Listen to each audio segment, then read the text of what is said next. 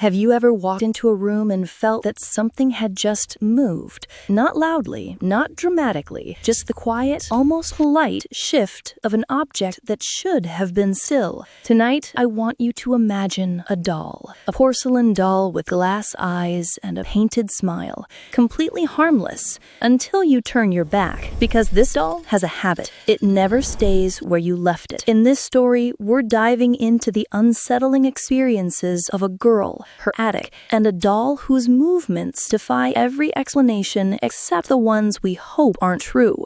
You'll hear how the doll appeared, how it shifted positions without anyone watching, and how each change brought the family closer to something they were never meant to uncover. By the end of this story, you might never walk past your attic door the same way again. It began in June, in a quiet two-story home at the end of an ordinary cul-de-sac.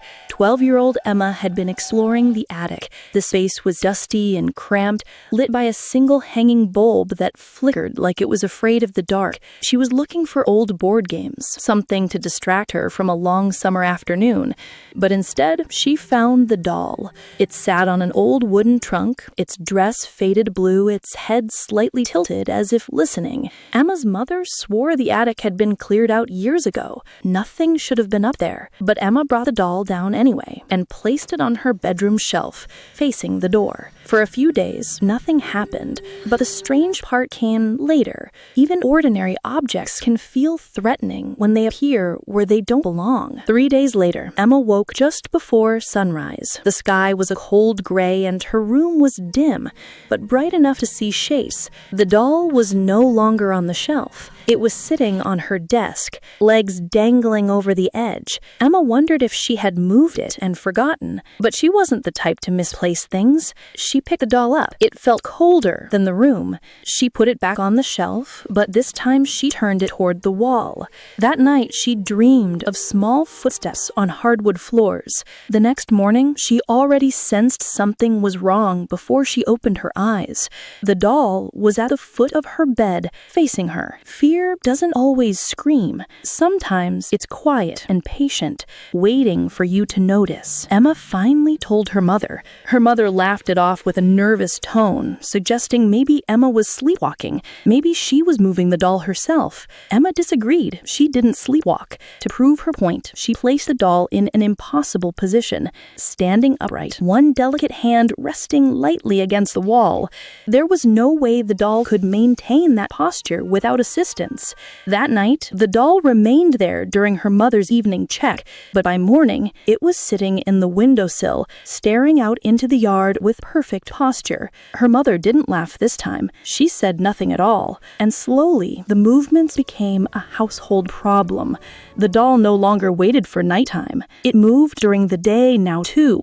It's easier to dismiss a child's fear than to confront the idea that something deeply wrong is happening. Emma's mother decided it was time to return to the attic. They climbed the stairs together. The air grew heavy and warm, like they were stepping into a different, older season. The flickering bulb stayed on without wavering this time, as if it was watching. They noticed scratches on the floor, small, shallow, spaced like the marks of tiny heels.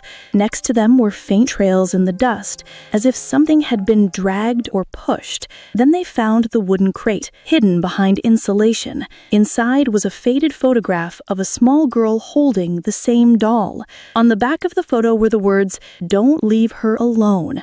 Emma's mother went pale. They didn't speak on the way down. They didn't need to. The doll was no longer just a toy. It felt like a responsibility. But the strange part came later. History has a way of sticking to objects, especially the ones that aren't finished telling their story. The tension in the house thickened. Doors creaked more often, shadows clung to corners, and the doll moved constantly now. Emma's mother tried locking it in a cabinet. It appeared on Emma's pillow. She sealed it in a box. It showed up at the dinner table, sitting neatly in a chair as if waiting to be served. On the final night, a storm rolled in. The wind pounded the house, and the lights flickered as thunder grumbled overhead.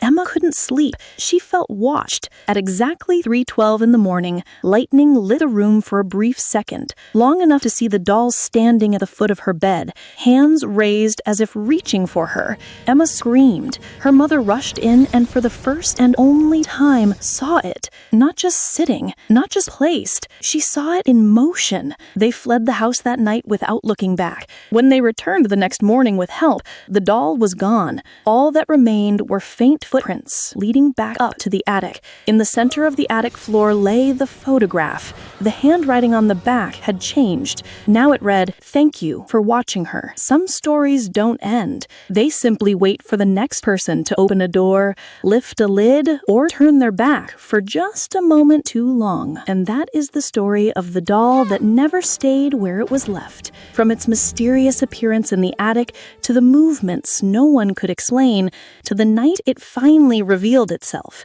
Whether it was haunted, cursed, or something we don't have a name for is up to you. But remember this, stillness doesn't always mean still, and some eyes don't close just because you do. If you want more stories that keep you up at night, make sure to like the video, leave a comment sharing your theory, and subscribe so you never miss another mystery. And when you're ready for another tale, there's another story waiting for you right here.